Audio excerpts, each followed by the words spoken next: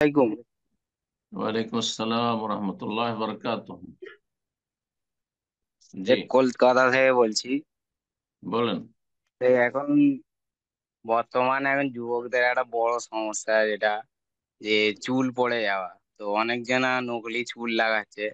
তো এটা কি শরীয়তে জায়েজ হবে? আর যদি জায়েজ হয় তাহলে অজুর সময় মাথা মাসার সময় কি ওটা চলবে? নকলি চুল লাগানো হারাম, জায়েজ না, পুরুষ হোক আর নারী হোক।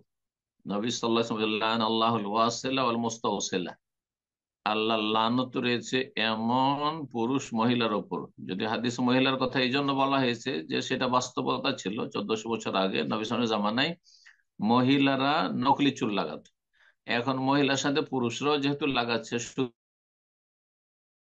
সুতরাং উভয়ের উপর লানত রয়েছে। হ্যাঁ, তো এমন লোকদের উপর লানত রয়েছে যারা নকলি চুল লাগায় এবং যারা এই পেশা করে লাগিয়ে দেয়।